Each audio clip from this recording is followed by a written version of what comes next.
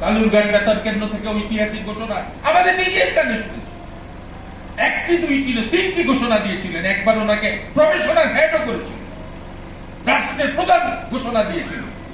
শেষ ঘোষণাটি যেটি সর্বত্র আমরা শুনেছি, সেই ঘোষণাটি ওই তৃতীয় ঘোষণার পরে, তৃতীয় ঘোষণার সময় চট্টগ্রামের নেতা জহুর আহমেদ চৌধুরী, আব্দুর রশিদ, তারা এসে বললেন, জিয়াউর রহমান সাহেবকে বললেন যে ভাই, আপনি তো ঘোষণা দিয়েছেন, জাতিকে উদ্বুদ্ধ করেছেন, বিরাট কাজ করেছেন, একটি ছোট্ট একটি নাম যুক্ত করে দিলে পরে এই মুক্তিযুদ্ধটা অত্যন্ত বেগবান হবে, মানুষ ঝাঁপিয়ে পড়বে। জিয়াউর রহমান সাহেব বললেন, কার নাম কি?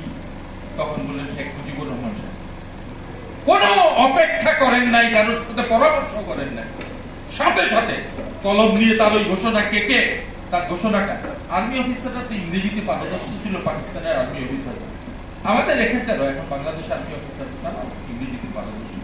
তখন ওই তার ওই ইংরেজি ঘোষণাটা কেটে শেখ মুজিবুর রহমান সাহেব যে ঘোষণাটি আমরা শুনেছিলাম, I hereby declare independence of Bangladesh on behalf of our great leader Sheikh Mujibur Rahman, তার তো ঘোষণায় কার্পণ্য ছিল না।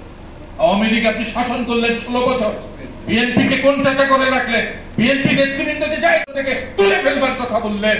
এটা কি পৃথিবীর ইতিহাসে কোন মুসলমান এইভাবে বলতে পারে? আপনারা বলেছেন এমন এখনো কাজ নাই গণতন্ত্রের পক্ষে আপনারা করেছেন, গণতন্ত্রকে নস্যাৎ করা, দুর্নিশ্বাস করবার জন্য করেছেন, উসমানীকে অমর্যাদা করেছেন। উসমানী সাহেবকে মর্যাদাশীল দৃষ্টিতে দেখলে আপনাদের কি ক্ষতি হইত? এই উসমানী সাহেব বারবার জেগে উঠেছেন ক্রাইসিসের সময়, 71-এ জেগে উঠেছেন, 75-এ জেগে উঠেছেন, 78-এ জিয়ার বিরুদ্ধে রাষ্ট্রপতি নির্বাচনে অংশগ্রহণ করে দেশকে একটা স্থিতিশীলতার দিকে নিয়ে গিয়েছে। আমরা তাকে স্মরণ করতে পারি না। হতভাগা জাতি তার সন্তানদেরকে মর্যাদা দিতে পারে না, সম্মান দিতে পারে না। আপনি 16 বছর তাকে সম্মান দেন নাই, আপনার মন্ত্রী মিনিস্টাররা তার অনুষ্ঠানে যায় নাই। পরিণতি কি হয়েছে? আপনার অস্তিত্ব, আপনার দল, আপনার রাজনীতি বাংলাদেশে আছে এখন নাই। কেউ আওয়ামী লীগের কথা বলতে পারে না, কেউ কাউকে কিছু না বললেও তার নিজের আত্মসংকোচে, আত্মদহনে সে কিছু বলতে পারে না। এখন আওয়ামী লীগ নাই।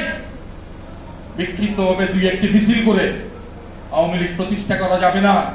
প্রকাশ্যভাবে গণহত্যা, প্রকাশ্যভাবে 16 বছরের মানুষকে নির্যাতন, হত্যা, গুম, বাংলাদেশকে একেবারে তলানিবিহীন ঝুড়িতে পরিণত করা, বাংলাদেশকে ধ্বংস করার জন্য প্রকাশ্যভাবে ক্ষমা না চাইলে পরে আমার মনে হয় না এই দেশের মানুষ তাকে ক্ষমা করবে। 16 বছরে আপনি উসমানীকে সম্মান করেন নাই, আজকেও অন্তর্বর্তীকালীন সরকার আপনিও সেই কাজটি করলেন। একটি লোকজন আছে খুব সুললিত কণ্ঠে বলে, আছেন না, বলে দিলেই তো হইতো, সাথে সংঘাত, রাজশাহী, চট্টগ্রাম সংঘাত বেঁধে যায়, তুচ্ছ ঘটনাকে কেন্দ্র করে সংঘাত হয়েছে, তুচ্ছ।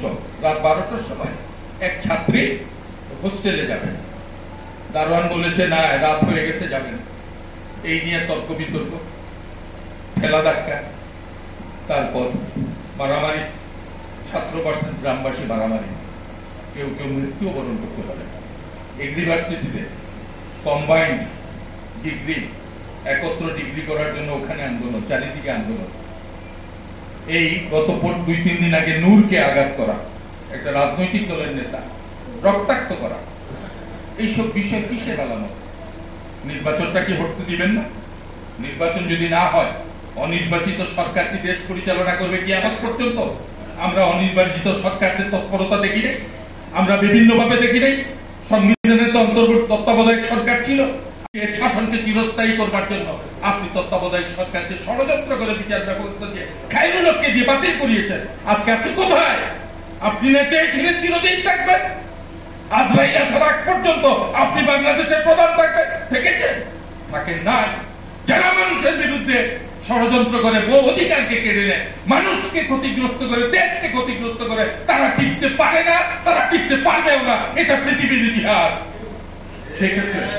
সেক্ষেত্রে আমার এই ক্ষুদ্র মানুষের কথা, আজকে এই মফস্বল সাংবাদিক অ্যাসোসিয়েশন যে ঐতিহাসিক কাজটা করেছেন, আল্লাহ তাআলার পক্ষ থেকে আপনারা সওয়াব পাবেন।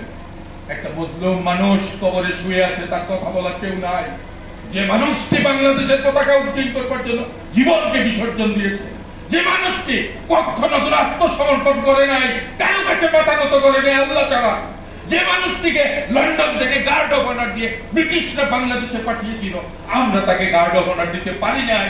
তার জন্ম এবং মৃত্যুবার্ষিকী রাষ্ট্রীয় মর্যাদায় পালন করতে হবে, তার জীবনে পাঠ্যপুস্তকে অন্তর্ভুক্ত করে বাংলাদেশের মানুষকে চিরদিনের জন্য অনুপ্রাণিত করতে হবে।